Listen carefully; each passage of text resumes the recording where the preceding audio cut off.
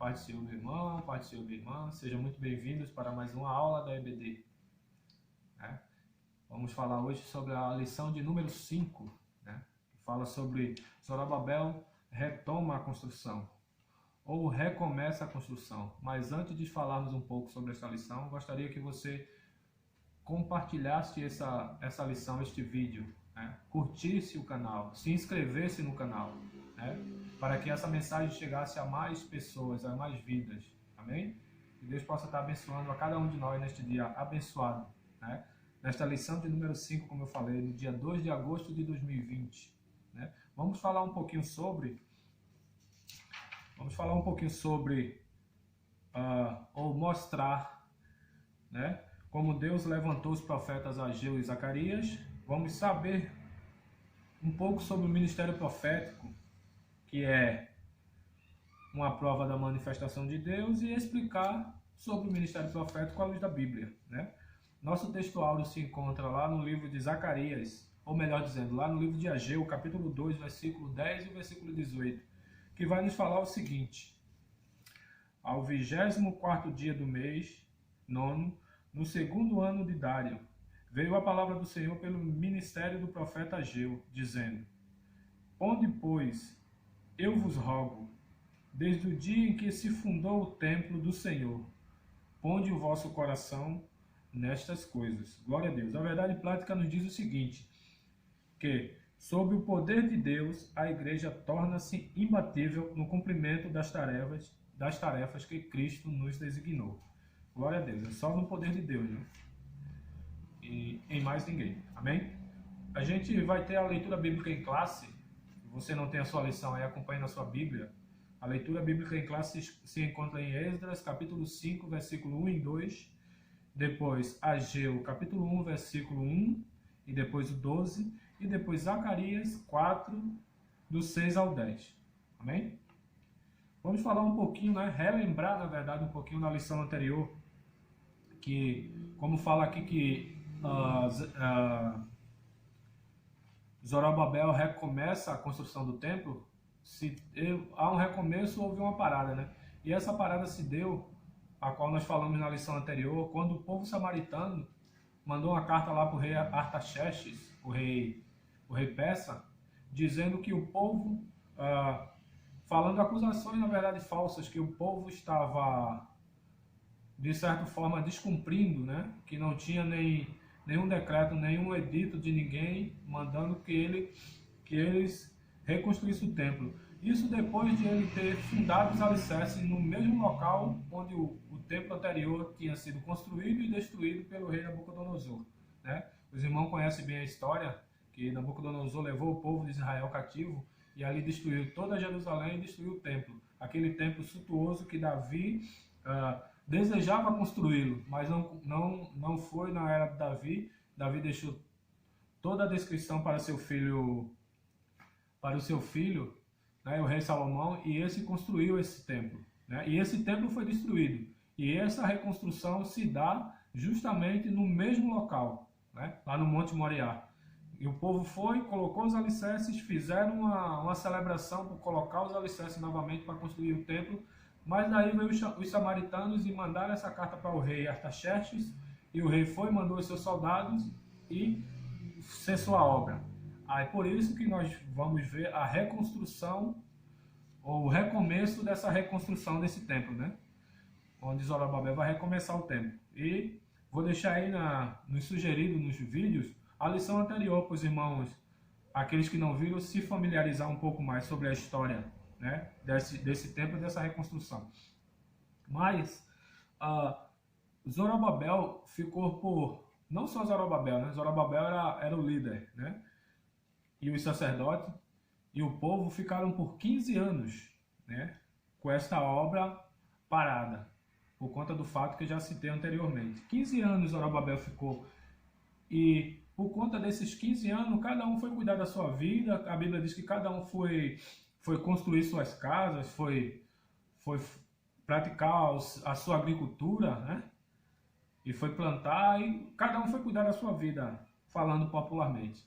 Só que Deus tinha uma promessa de reconstrução para Jerusalém, para o templo, E o Deus o Deus que faz promessa, ele não se esquece das promessas que ele fez.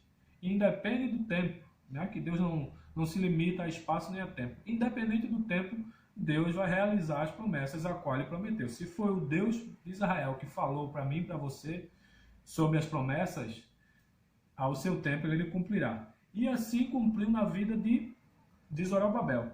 Tanto é que nós vamos ver que Deus levantou dois profetas, né? Dois profetas. E esses dois profetas, eles não foram a Jerusalém porque foram convocados pelos sacerdotes, nem pelo sumo sacerdote, nem pelo povo. Mas sim, Deus os levantou, a gente estamos aqui falando de Zacarias e de Ageu, Deus os levantou para levar uma mensagem a Zorobabel, aos líderes espirituais e ao povo acerca da reconstrução desse templo. E ele chega para Zorobabel e diz o seguinte, né? Ele diz o seguinte, que o Deus é ele que modifica as situações, né? Deus é conhecedor, né? Deus conhecedor da insuficiência espiritual de Zorobabel, e sabendo que este não tinha mais nenhum vigor para tentar modificar a situação imposta pelos inimigos, deu-lhe uma maravilhosa mensagem de encorajamento, né? Deus usou Zacarias e usou o profeta Ageu e deu uma mensagem de encorajamento, né? E disse a Zorobabel, né, que toda aquela situação que parecia impossível, que parecia um alto monte, Deus aplanaria, né? Seria um terreno plano. Toda aquela dificuldade que parecia que não teria solução, Deus Todo-Poderoso aplanaria na vida de Zorobabel e ele recomeçaria a reconstrução do templo. E essa mensagem de encorajamento, irmãos, serve para nós hoje. Não devemos recuar, não devemos parar. Sejamos corajosos, né? Sejamos corajosos, sigamos firmes, né? Porque o Deus de Israel está conosco, glória a Deus.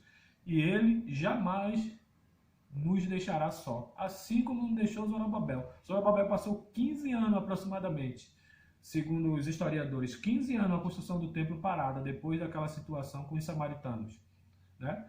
Mas Deus cumpre com as suas promessas, né?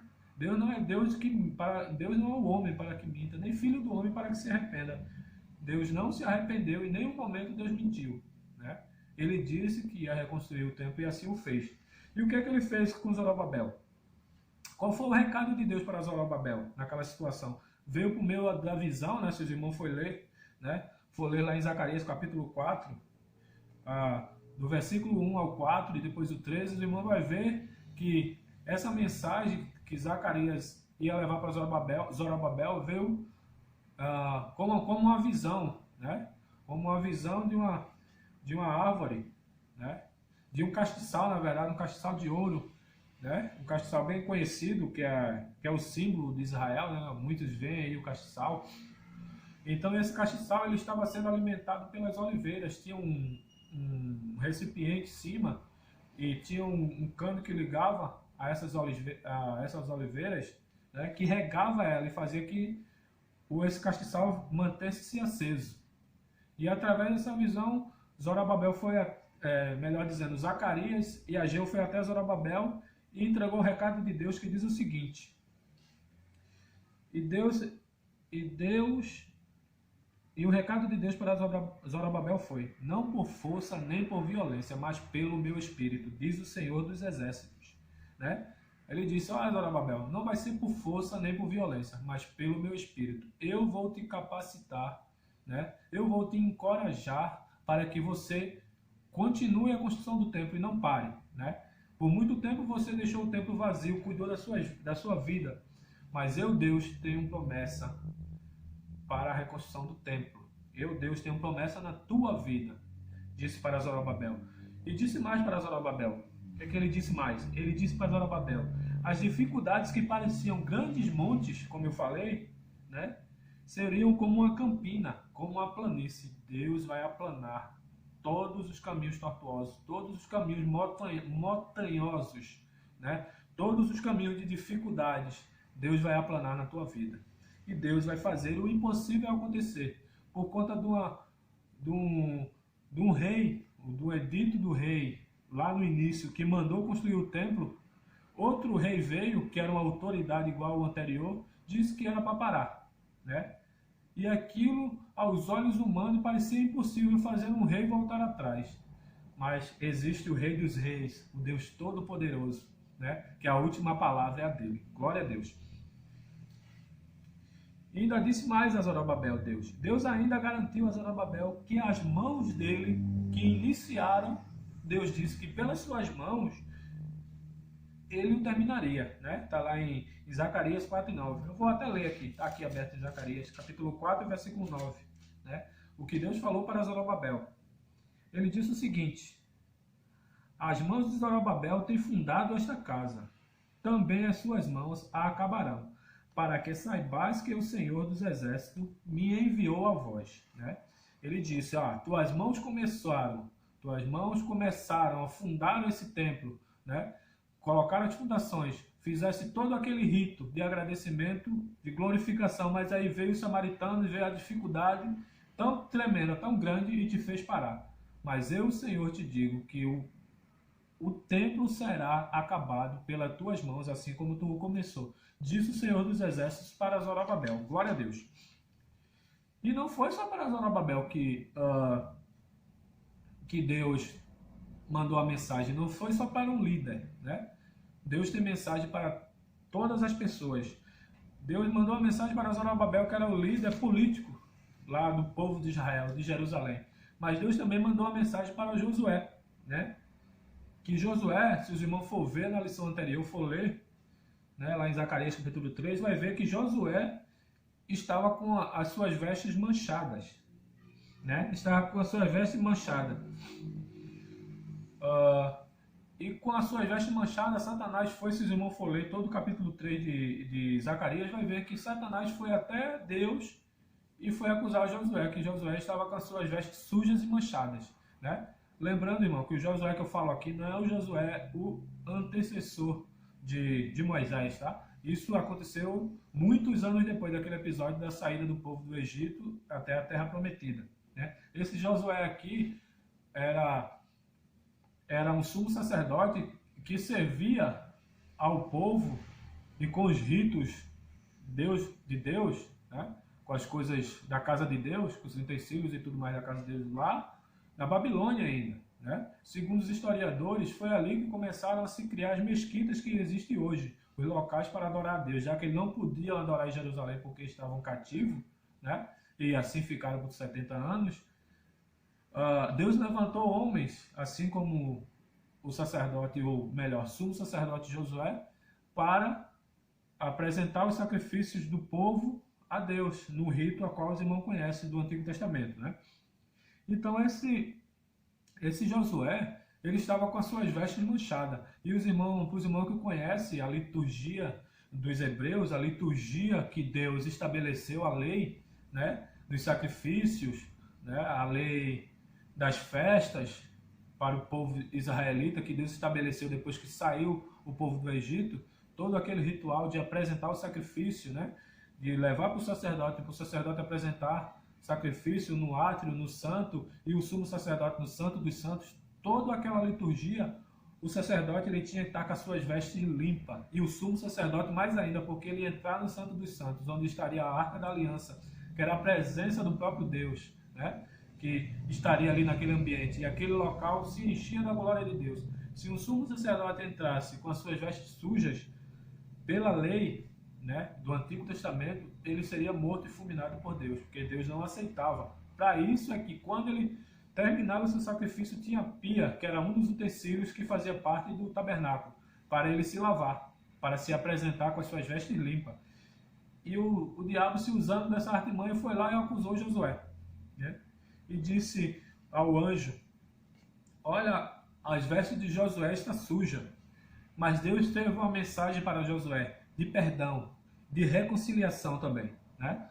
E Deus disse assim, a mensagem de Deus para ele foi de perdão e de restauração. Deus lhe disse que havia feito passar de toda a sua iniquidade e que havia ordenado que fosse vestido de vestes novas, né? A mensagem de Deus foi de perdão e de restauração. Essa é a mensagem para você hoje, meu irmão, que está acompanhando aí. Minha irmã, Deus quer te perdoar. Deus quer te restaurar. né? Deus quer colocar umas vestes novas e limpas. Quem sabe aquilo que tu fez, né? E que achas que está escondendo até de Deus, né? Mas de Deus nada se esconde. A Bíblia diz que ele tem 7 olhos e percorre sobre toda a terra. E nada dele se esconde. Então é tolice e engano.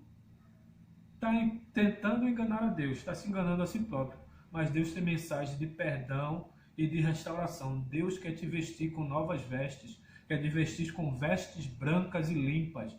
Deus quer te perdoar. Ele só quer ouvir um teu sim, Senhor, me perdoa. Ele quer ouvir a tua voz. Ele sabe o que tu fez, mas ele quer ouvir a tua voz. Assim que tu falar para ele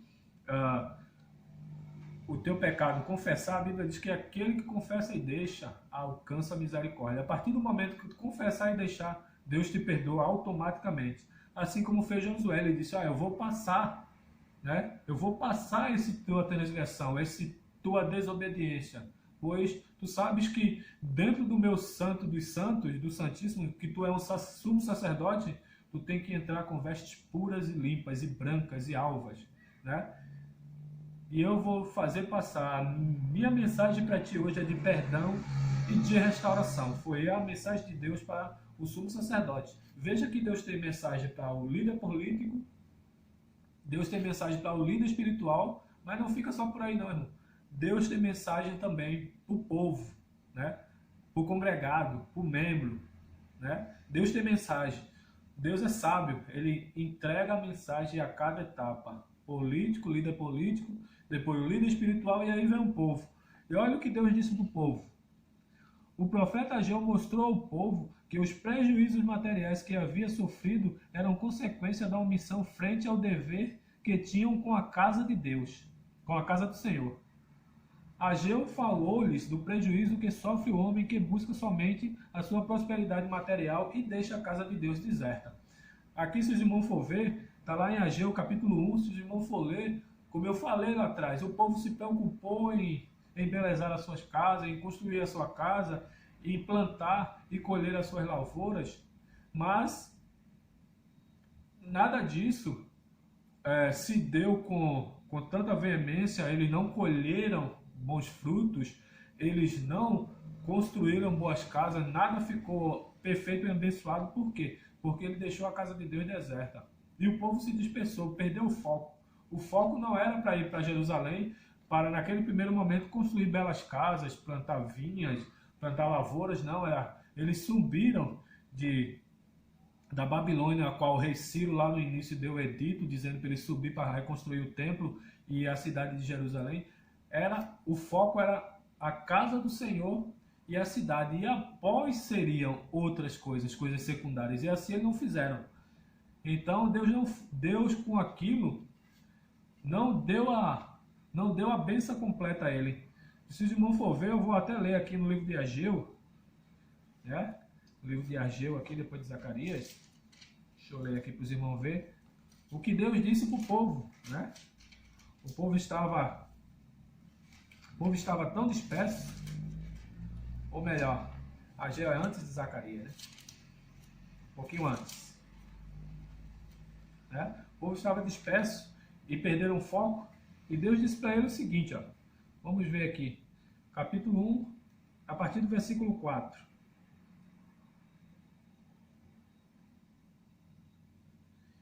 É para vós tempo de habitar nas vossas casas estucadas, e esta casa há de ficar deserta? Falando Deus da casa dele, né? Ora, pois, assim diz o Senhor dos Exércitos, aplicai os vossos corações aos vossos caminhos. Ou seja, Deus estava dizendo que ele estava aplicando os corações dele aos caminhos dele, e não tinham aplicado a construir a casa do Senhor. Semeai muito e recolheis pouco. Comeis, mas não vos fartareis. Bebeis, mas não vos saciais. Vestivos, mas ninguém se aquece. E o que recebe salário no saco furado. Imagina, irmão. Veja que palavra dura. Receber salário no saco furado. Tu bota o salário dentro do saco, tu leva o saco para casa, quando vê, está vazio, porque caiu pelo caminho, né? Deus estava dando essa mensagem para ele, uma advertência. E disse mais, assim diz o Senhor, versículo 7. Assim diz o Senhor dos Exércitos: aplicai os vossos corações a vossos caminhos. Subi ao monte e trazei madeira, e edificai a casa, e dela me agradarei, e eu serei glorificado, diz o Senhor. Olhastes para muito, mas eis que alcançaste pouco, e esse pouco, quando o trouxeres para casa, eu lhe assoprei. Por que causa, diz o Senhor? Disse o Senhor dos Exércitos: por causa da minha casa que está deserta, e cada um de vós corre à sua própria casa, né? Tudo isso sobreveio, essa mensagem de advertência sobreveio ao povo, porque o povo esqueceu da reconstrução, do foco principal, como eu falei, né? E isso serve para nós. O foco principal é a casa do Senhor, né? Embora que aqui em Porto Alegre nós ainda não podemos estar reunidos por conta que está fechadas as igrejas, mas essa é a mensagem do Senhor, é que nós nos preocupemos com a casa do Senhor, né? Uma certa feita Jesus disse: buscai primeiro o reino de Deus e a sua justiça, e as coisas secundárias, demais coisas vos serão acrescentadas, né? Então, é o que nós devemos buscar. Buscar primeiro as coisas de Deus, o reino de Deus, a consagração, a oração, a leitura da palavra, né? Aprender aqui na escola dominical, você comigo e eu com você, amém? Que Deus possa estar te abençoando, que essa palavra possa chegar ao teu coração, e que Deus possa falar grandemente, continuar falando grandemente na tua vida. Se assim ocorrer, deixa aí nos comentários, tá? Que nós estaremos respondendo em tempo oportuno. Mas seguindo aqui, veja que Deus deu mensagem, o líder político, religioso e também o povo, né? Para todos voltar o foco para a construção da casa do Senhor, né? Mas qual foi o resultado dessa mensagem dos profetas, né? Dos profetas Zacarias e Ageu, que levou para o povo. Qual foi o resultado? O resultado foi que os dois líderes, né? Que era Zorobabel e Sesbazar, né? Tomaram coragem. Eles tomaram coragem. E o povo também foi renovado pelo impacto da mensagem. Então Zorobabel ordenou a todo o povo que todos imediatamente voltassem o seu coração, os seus esforços para a construção da casa do Senhor, né? E começaram novamente a edificar a casa do Senhor, a qual tinha parado. Depois dessa mensagem de encorajamento, dessa mensagem de advertência, dessa mensagem até de repreensão, e dessa mensagem também de perdão, né? E de reconciliação, né? Que Deus deu ao líder político, ao líder religioso e ao líder e ao povo, né? Também foi mensagem completa. Deus é um Deus completo. Deus não faz nada pela metade mesmo. Ele faz tudo perfeito e tudo completo, amém? Mas é claro que a gente sabe que quando Deus dá um encorajamento para mim e para você, o inimigo ele não vai ficar na dele, não vai ficar de boa lá. Ele vai partir para acusar e para interromper novamente aquilo que Deus quer na tua vida. E assim foi com aquele povo. E aí o povo chegou para Zorobabel e para o povo e perguntou: quem foi que deu a ordem? Né? Quem foi que vos deu a ordem para que vocês retomassem essa reconstrução? Aí o povo falou: a ordem foi dada pelo rei Ciro, né? O rei Ciro é quem deu a ordem. O rei Ciro é quem ordenou que retomassem a reconstrução do templo. E o rei Ciro já era o rei que dominava todo o império. Ele era o rei que dominava todo o império, era o rei maior, era a voz maior. Só que acima dele estava o Deus Todo-Poderoso, que partiu primeiramente de Deus, dizer: volta, pois eu estou aplanando o caminho, tudo aquilo, toda aquela montanha, toda aquela dificuldade eu estou tirando, e aí estou aplanando, estou vos abençoando, glória a Deus, estou vos ajudando, vai nessa tua força, não desiste, né? Que o Senhor, Ele está aplanando o teu caminho, e tu vai vencer, glória a Deus. E essa mensagem para o povo, né? Essa mensagem de encorajamento, e quando os inimigos chegaram, se os irmãos for ver na lição anterior, o povo, quando aquele povo, os samaritanos chegaram dizendo ao povo de quem foi dada a ordem, e mandou carta lá para o rei Artaxerxes, o povo ficou atônito, né? E não tomaram uma posição, né? Simplesmente aceitaram naquele momento lá. Mas agora não, o povo com encorajamento, com a injeção do Espírito Santo, glória a Deus, né? Que foi dado ao povo, com o profeta dizendo, falando da própria boca de Deus, dizendo, olha, continua, o Senhor é contigo, não pare. O povo tomou coragem e agora quando os inimigos vieram, ele disse, não, foi o rei Dário. O rei Dário que disse que era para continuar a obra, né? Mas é claro, o inimigo não vai ficar satisfeito com a afirmação, mesmo que verdadeira, né? O que é que o inimigo fizeram? Mandou uma carta lá para o rei Dário, dizendo, ó, rei Dário, o povo, Zorobabel, os sacerdotes, os sumos sacerdotes e todo o povo recomeçaram a construção do templo e disseram que a ordem foi dada por ti, né? Aí, o que é que o rei Dário fez? O rei Dário foi lá, nos editos, lá no começo, né? Que o rei Ciro tinha dado para o povo sair, onde se cumpriu a profecia de Jeremias 29:10, né? Que o povo, depois de 70 anos, retornaria àquele lugar, que falando de Jerusalém.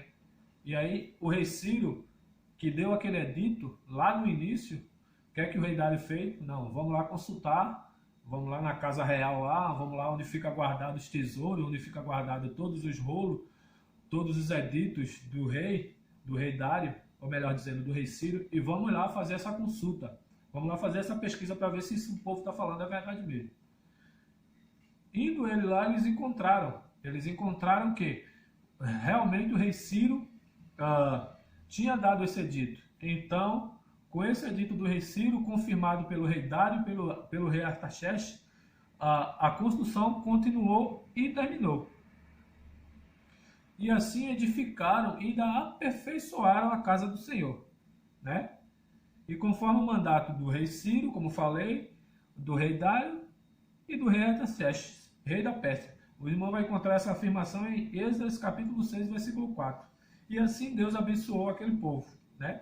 Essa foi a mensagem profética para aquele povo através do profeta Ageu e profeta Zacarias, né? E o segundo ponto vai nos dizer o seguinte, vai falar sobre o ministério profético, né? Uma prova da manifestação de Deus, né? Esse ministério profético é uma prova da manifestação de Deus. E nós temos muito exemplo desse ministério profético, né? Muito exemplo mesmo. Mas aqui eu vou citar apenas dois. O primeiro deles foi Moisés. Quem conhece a história dos hebreus, ela passa por Moisés, não tem como, né? Os hebreus, quando foram cativos, 430 anos lá no Egito, Deus levantou Moisés para ir libertar aquele povo. E Moisés foi preparado, irmãos. Moisés foi preparado primeiro, desde criança, na língua egípcia, né? E aconteceu aquele episódio de ele matar o egípcio por permissão de Deus. Deus preparou ele materialmente para conhecer o território e a linguagem, e depois Deus levou para o deserto por 40 anos para o preparar espiritualmente, né? E ele foi pastoreando as ovelhas 40 anos e um belo dia Deus apareceu numa sarça e disse a ele que ele iria libertar o povo. Mas Deus disse que ele iria libertar o povo com milagres e maravilhas, né? Uma certa feita ele disse como é que eu vou chegar lá pro faraó lá para poder dizer que vou libertar o povo. Aí Deus disse a ele, o que tem na tua mão, Moisés? Ele disse, eu tenho uma vara, né? Aí ele disse, é com essa vara que tu vai fazer o milagre. Joga essa vara no chão. E quando ele jogou, a vara se transformou em cobra, né? Que a Bíblia diz que é um cajado, é um tipo de vara, né? Que pastoreia ovelhas. E quando ele jogou no chão, se transformou numa cobra. E ele fugiu dessa cobra. E a cobra o seguia, ia atrás dele. E Deus disse, pega na cauda da cobra. Quando ele pegou, tornou-se vara novamente. Mas Deus disse, se ele não acreditar nesse milagre, né? Nessa coisa sobrenatural, vai ter mais um, coloca a mão no teu seio. Coloca a tua mão no teu seio. Agora tira. Quando ele tirou, a mão dele ficou mais branca, ou ficou branca como a neve, ou seja, ficou leprosa. Agora coloca lá novamente e tira de novo. Quando ele tornou a tirar, Deus fez um milagre e a mão dele tornou a carne normal, né? Perfeita como era anteriormente.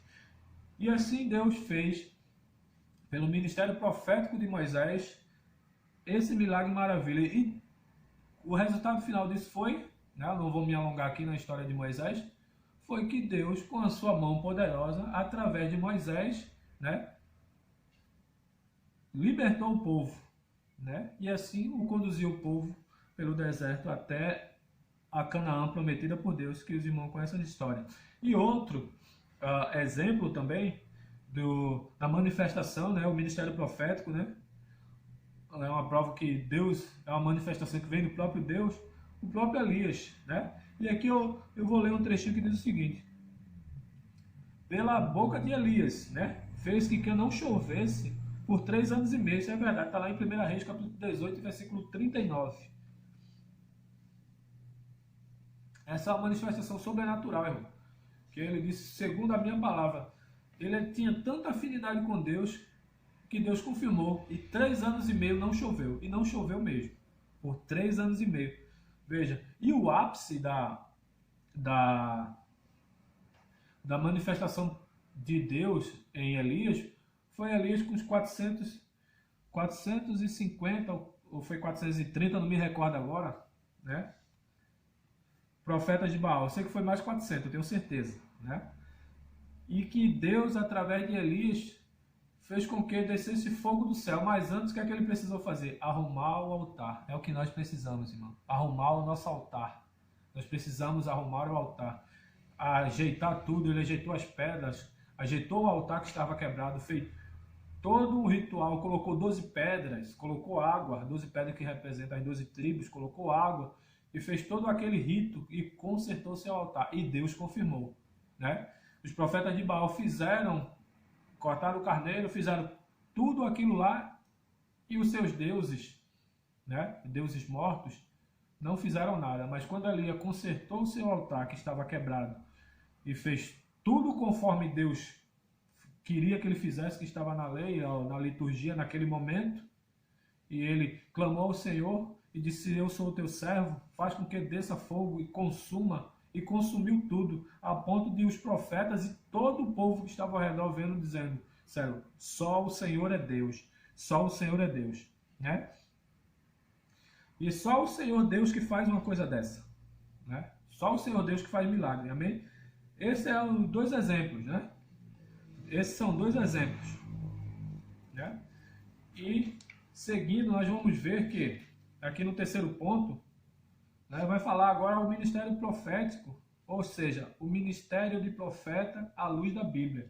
Lembrando, irmão, que só fazendo a ressalva, ou melhor dizendo, um complemento do tópico anterior, que o ministério profético é diferente do dom de profecia. O ministério profético, o povo chegava ao profeta, né? O profeta era o intermediador, né?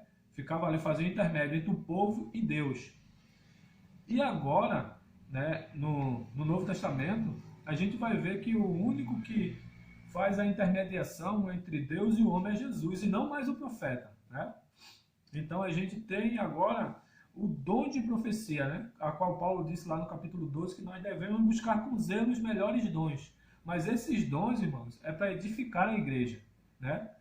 Ninguém, olha, irmão, não acredite quando um profeta chega, que você vai consultar o profeta sobre a compra de uma casa, a compra de um carro, um casamento ou coisa semelhante. Não pergunte ao profeta, pergunte a quem intermedia entre nós e Deus, que é Jesus Cristo. Ele vai te dar a resposta certa. A gente sabe que tem muitos profetas falsos, muitos profetas charlatão. E a Bíblia diz que nesses últimos dias, muito tem se feito falso profeta. Então, irmão, nós devemos estar muito atentos a esse tipo de situação, né? E pedindo discernimento, né? Paulo disse uma certa vez que a gente que tem o Espírito Santo, de todos discerne, de ninguém é discernido, né? Pois o Espírito Santo é quem discerne tudo para nós, né? Inclusive esses falsos mestres, esses falsos profetas, que usa levianamente alguns versículos isolados da Bíblia para tentar nos enganar, e tem feito assim a muita gente, né? Então, dado esse recadinho, né, essa diferenciação, vamos ver que os profetas do Antigo Testamento, ele não, como eu falei, não só transmitia, né? Não só transmitia, Deus falava para ele, assim como foi com Moisés, assim como foi com Elias, assim como foi com Jeremias, com Daniel e com tantos outros, né? Que Deus usou sobrenaturalmente, poderosamente, através do seu ministério profético. Mas também o povo ia consultá-lo, né? E ele ia até Deus, uma certa feita, né? Agora me faz lembrar, Daniel, Nabucodonosor foi consultá-lo, né? Teve um sonho e pediu para os os seus astrólogos, seus adivinhadores lá, e ninguém conseguiu, aí chamaram Daniel, e Daniel foi orar ao Senhor, para feita foi o seu filho, né, o filho de Nabucodonosor, Belsazar, né, que foi consultar também os seus astrólogos, ninguém conseguiu chamar o Daniel àquela festa, né, aquela festa profana, né, que usava o utensílio da casa do Senhor para profanar. E naquela ocasião, Deus deu a interpretação a Daniel, né? Então, não era só mensagem, o povo também ia fazer uma consulta, e esse intermediador levava essa consulta do povo a Deus, e Deus lhe dava ali a resposta. Hoje, nós devemos consultar a Cristo, que a Bíblia diz que é aquele que nos intermedia em Deus. Nós oramos e o Espírito Santo, que é o nosso, como é que eu posso dizer? O Espírito Santo hoje, ele é que está fazendo a obra aqui na terra, né? Quando Jesus foi para o céu, ele disse, não vos deixarei órfão. Então o Espírito Santo leva até Cristo a nossa intermediação, e ele leva ao Pai, né? E há essa intermediação, que é Jesus Cristo, como lá em Timóteo fala, né? No livro de Timóteo. Sabemos que o ministério profético, em Lucas 16 vai dizer que foi até João. Depois dali se anunciou, né? Se anunciou o Evangelho, passou-se a anunciar o Evangelho. Então, muito cuidado, irmão, nessa questão de profecia, ministério profético e o dom de profecia, né? Como eu falei, o dom de profecia ele serve para edificar a igreja, né? Para a edificação da igreja.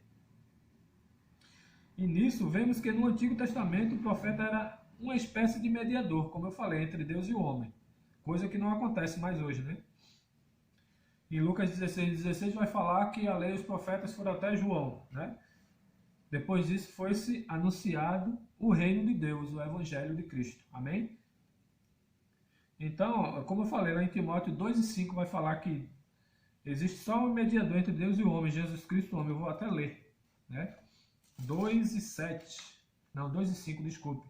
Porque há um só Deus e um só mediador entre Deus e os homens, Jesus Cristo, homem. Só ele, irmão. Não vá buscar entre essas profetadas, esses profetas charlatões aí, querer buscar alguma coisa, querer buscar algum conhecimento. Busque a Cristo. A Bíblia diz que você está com falta de sabedoria, não sabe de algo. Tiago 1:5, vá lá, consulte, peça a Deus, que a todo dá liberalmente, e não lance rosto, isso ali é ardada, né?